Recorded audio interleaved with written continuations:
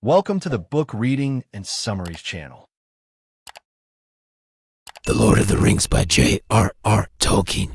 Introduction. The Shadow of the Past. The Lord of the Rings is the epic continuation of the story begun in The Hobbit, but it transforms a children's adventure into a profound saga of war, sacrifice, and the struggle between good and evil. The story is set in Middle-earth, a land inhabited by men, elves, dwarves, and hobbits, facing the resurgence of an ancient terror.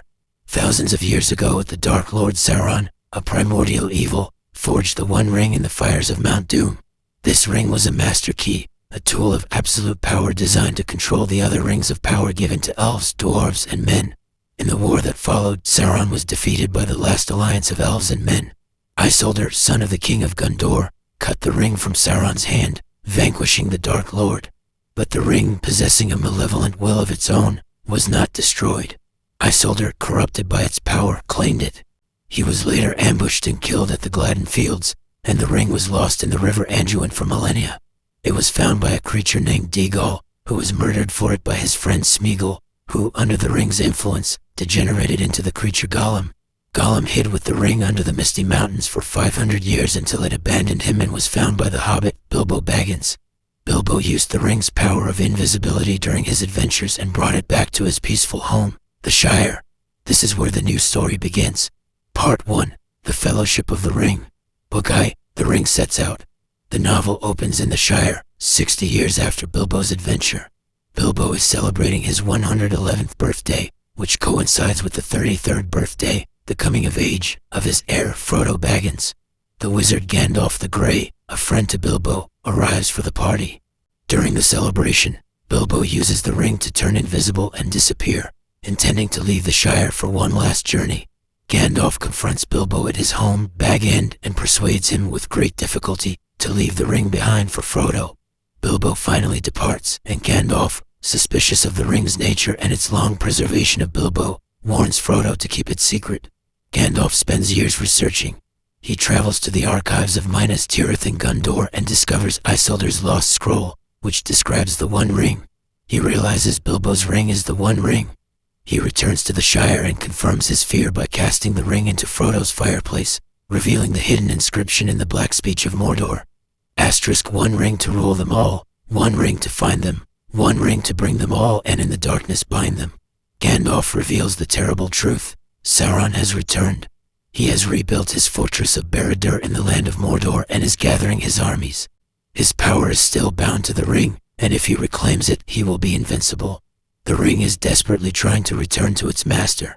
Sauron's most terrible servants, the Nazgul ringwraiths, have been dispatched to the Shire to find Baggins. Frodo must leave. His loyal gardener, Samwise Sam Gamgee, who was eavesdropping, is forced to accompany him. They plan to travel to Rivendell, the hidden sanctuary of the elves, to seek counsel from Elrond. They are joined by Frodo's cousins Meriadoc, Merry, Brandybuck, and Peregrine Pippin Took. The four hobbits are relentlessly pursued by the Black Riders. They traverse the Old Forest, where they are rescued from an evil tree, Old Man Willow, by the enigmatic and powerful Tom Bombadil. They are captured by a Barrow Wight, but Frodo saves them, and they acquire ancient Dunedain daggers from the Barrow. They eventually reach the town of Bree and the Inn of the Prancing Pony. Gandalf is not there. Instead, they meet a mysterious ranger from the north named Strider. When Frodo accidentally puts on the ring in the common room, Strider reveals he is a friend of Gandalf's and offers to guide them to Rivendell. Strider is, in fact, Aragorn, the last heir of Isildur and the rightful king of Gondor. At the ruin of Weathertop, the group is ambushed by 5 Nazgul. Their leader, the Witch King of Angmar, stabs Frodo in the shoulder with a Morgul knife, a cursed blade. The shard remains in Frodo, threatening to turn him into a wraith. A desperate race begins. They are found by the elf lord Glorfindel, who puts Frodo on his horse. As they reach the ford of Bruinen, the border of Rivendell, the Nazgul attack. Frodo, aided by Elrond's power and Gandalf's, defies them. Elrond commands the river to rise, and a magical flood washes the ringwraiths away, their horses drowned. Frodo collapses, succumbing to his wound just as he reaches safety. Book 2. The Ring Goes South. Frodo awakens in Rivendell. Elrond has healed him, removing the blade's shard. He is reunited with Gandalf, who explains his absence. He was betrayed by Saruman the White, the chief of the wizards. Saruman, seeking the ring for himself, has allied with Sauron and imprisoned Gandalf in his fortress of Isengard. Gandalf only escaped with the help of Gwaihir, the Lord of the Eagles. Elrond calls a great council. Representatives from all the free peoples of Middle-earth are present, including elves, Legolas, dwarves, Gimli, son of Glóin, and men, Boromir, son of the Steward of Gondor. Gandalf and Elrond recount the history of the ring. The council learns that Sauron is moving, and the ring cannot be used, hidden, or wielded by any of them. It is too corrupting. Boromir argues the ring should be used as a weapon against Sauron, but Elrond and Gandalf forbid it, stating the ring only serves evil. The only solution is to destroy it in the one place it was made, the fires of Mount Doom in the heart of Mordor. Frodo Baggins volunteers for the impossible task. Samwise Gamgee refuses to leave his side. Elrond forms the Fellowship of the Ring to protect Frodo. 9 companions to counter the 9 Nazgul. They are Frodo, Sam, Merry, Pippin, Gandalf, Aragorn, Boromir, Legolas, and Gimli. The Fellowship travels south. They attempt to cross the Misty Mountains via the Pass of Caradhras but are defeated by a magical snowstorm, forced by Saruman. Their only alternative is the perilous route under the mountains, through the ancient, abandoned dwarf kingdom of Moria. In Moria, they find the tomb of Balin, Bilbo's companion, and learn his colony of dwarves was slaughtered by orcs. They are ambushed by orcs in a cave troll. They flee towards the bridge of Khazad-dûm. There they are confronted by a Balrog, an ancient demon of shadow and flame. Gandalf holds the bridge, confronting the beast. "You shall not pass," he cries, shattering the bridge. The Balrog falls, but its whip catches Gandalf, dragging him into the abyss. The Fellowship, now leaderless and grief-stricken, escapes Moria. Aragorn leads them to the elven wood of Lothlorien. They are received by Celeborn and the Lady Galadriel, who knows of Gandalf's fall. Galadriel tests their hearts. She allows Frodo and Sam to look into her mirror, which shows visions of the past, present, and possible futures, including a terrible vision of the Shire destroyed. Frodo, in despair, offers Galadriel the ring. She is tempted, imagining herself as a dark queen, but she passes the test and refuses it. The elves give the Fellowship gifts: elven cloaks, limbas bread, and special items. Galadriel gives Frodo the Phial of Galadriel, containing the like of Erendel's star, which shines in dark places. They depart down the river Anduin. As they approach the Falls of Rhoros, the Fellowship breaks. The ring is beginning to corrupt Boromir, who sees his city, Minas Tirith, on the verge of destruction. He confronts Frodo, demanding he give him the ring to use against Sauron. Frodo refuses and is forced to put on the ring to escape. Boromir, realizing his folly, is horrified. But Frodo now knows the Fellowship is broken. He decides he must go on to Mordor alone. Meanwhile, Saruman's army of Uruk-hai ambushes the group. As Frodo tries to slip away, Boromir, seeking to atone, bravely defends Merry and Pippin, but is shot with many arrows. Frodo is cornered by Sam, who guesses his master's plan and insists on coming. Frodo relents, and the 2 hobbits cross the river, heading east toward Mordor. Aragorn, Legolas, and Gimli find the dying Boromir, who confesses his failure. With his last breath, he tells Aragorn the hobbits are captured. Aragorn, Legolas, and Gimli, the 3 hunters, make a choice. They will not pursue Frodo. They must let the ring-bearer go. Their new quest is to save Merry and Pippin. Part 2, The Two Towers. Book 3, The Treason of Isengard. The 3 hunters pursue the Uruk-hai across the plains of Rohan. The Uruk-hai, led by Ugluk, are taking the hobbits to Saruman at Isengard. Merry and Pippin leave a trail, including an elven brooch. The hunters are relentless, but the orcs are faster. They meet Ymir, nephew of the king of Rohan, who tells them his company slaughtered the Uruk-hai band the night before and saw no hobbits. He gives them horses, and Aragorn leads them to the site of the battle. They find tracks showing the hobbits escaped into the ancient, dreaded Fangorn forest. Merry and Pippin, having fled into the forest, encounter Treebeard and Ent, an ancient, sentient tree shepherd. Treebeard is enraged to learn that Saruman, his neighbor, has been betraying the forest and using its trees to fuel his war machines. He calls an Entmoot, a gathering of the Ents, to decide a course of action. In Fangorn, Aragorn, Legolas, and Gimli search for the hobbits. They are instead found by a figure in white. Believing it to be Saruman, they attack, but he reveals himself to be Gandalf, returned from death. He is now Gandalf the White, sent back to Middle-earth to complete his task. He explains that he defeated the Balrog, but the battle cost his life. He was resurrected, stronger and wiser. Gandalf assures them Merry and Pippin are safe. Their new path lies in Rohan. They ride to the capital Edoras. They find King Theoden poisoned by the words of his advisor, Grima Wormtongue, who is secretly a spy for Saruman. Gandalf breaks Grima's hold and heals Theoden's mind. The king is restored. He banishes Grima and resolves to fight Saruman.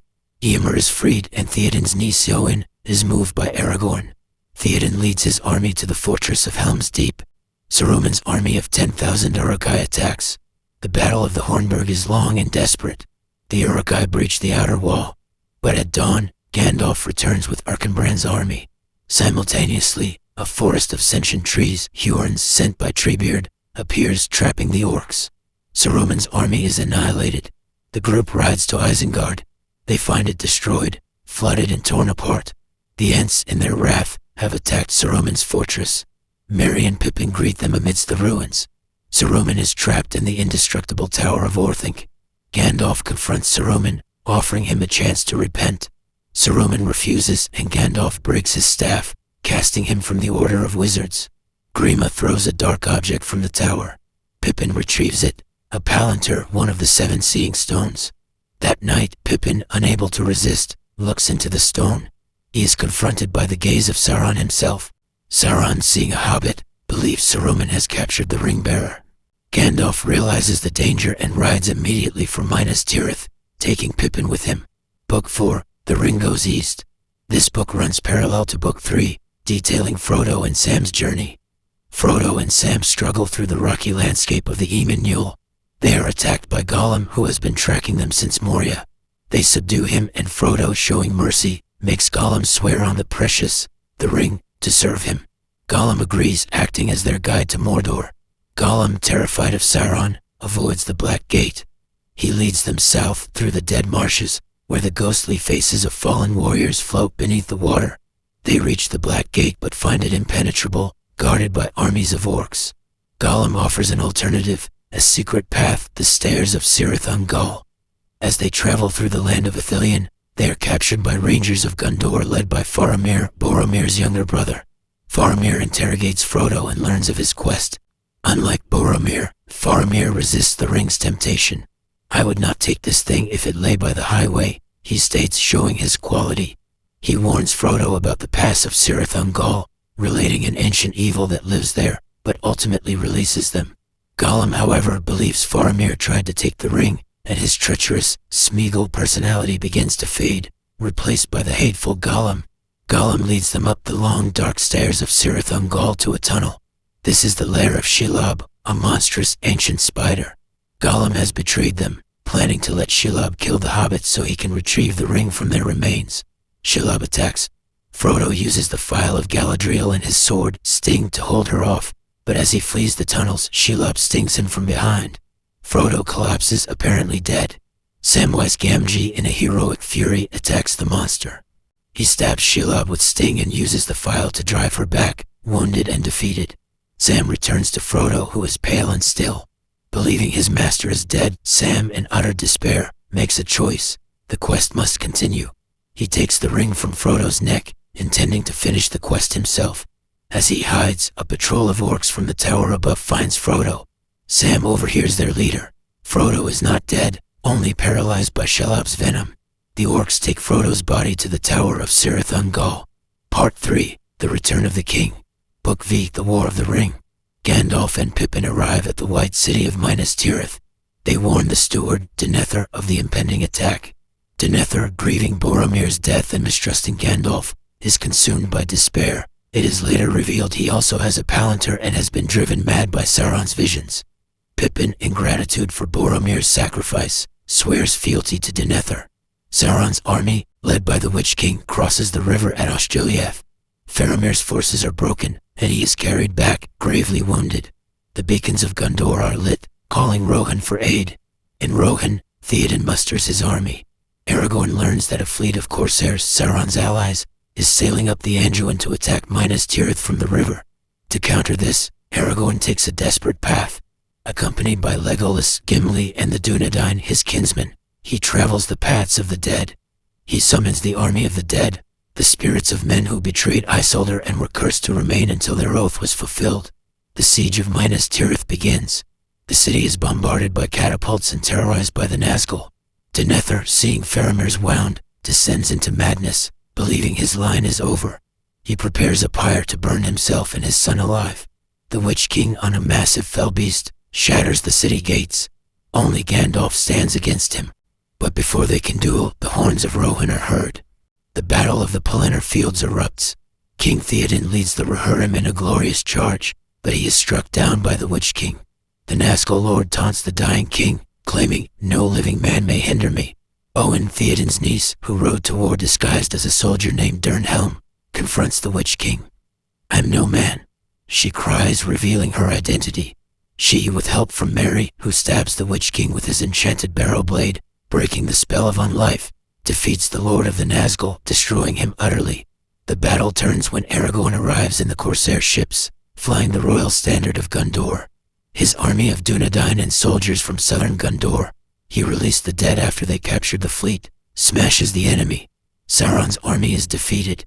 In the city, Gandalf and Pippin manage to save Faramir from Denethor's fire, but the steward burns himself alive. Aragorn, refusing to enter the city as king yet, establishes the Houses of Healing. He uses his royal gift of healing with the Athelas plant to save Faramir, Owen, and Merry from the black breath of the Nazgul. Book 6. The End of the Third Age. The captains of the West hold their last debate. They know Frodo is in Mordor, but Sauron's eye is still fixed on them. To give Frodo any chance, they must make a desperate gamble. March on the Black Gate with their small army to act as a diversion, forcing Sauron to empty Mordor and draw his gaze. Meanwhile, Samwise, wearing the ring, which tempts him with visions of a great gardener, infiltrates the tower of Cirith Ungol. The orc garrison, fighting over Frodo's mithril shirt, has slaughtered itself. Sam rescues Frodo. They disguise themselves in orc armor and begin the final agonizing trek across the plateau of Gorgoroth toward Mount Doom. The journey is a nightmare of thirst, starvation, and despair. The ring's power grows, weighing Frodo down. He can no longer remember the Shire. Sam's loyalty is the only thing that keeps them moving. He carries Frodo on his back for the final ascent. The army of the West, Aragorn, Gandalf, Eomer, etc., arrives at the Black Gate, Morinnon. They are met by the mouth of Sauron, who taunts them, showing them Frodo's mithril shirt as proof the ring-bearer is captured. Gandalf rejects his terms. The final battle begins, the vastly outnumbered army surrounded by Sauron's remaining legions. At that exact moment, Frodo and Sam reach the Sammath Naur, the cracks of doom. At the precipice, Frodo's will breaks. He cannot destroy the ring. "I will not do this deed," he says. "The ring is mine." He puts it on and vanishes. Sauron instantly becomes aware of him. The Dark Lord realizes his catastrophic error. He commands the Nazgul to fly to Mount Doom immediately. But Gollum, who has tracked the hobbits across Mordor, attacks the invisible Frodo. A desperate struggle ensues. Gollum bites Frodo's finger off, seizing the One Ring. Gollum, holding the ring aloft, dances in triumph on the edge of the chasm. He loses his footing and with a final wailing cry of "precious," he falls into the fiery magma, taking the One Ring with him. The quest is over. At the Black Gate, the armies see Barad-dûr collapse. The earth shakes. Sauron's tower is destroyed, and his spirit rises as a vast, impotent shadow before a great wind sweeps it away. Sauron is utterly and permanently defeated. Mount Doom erupts.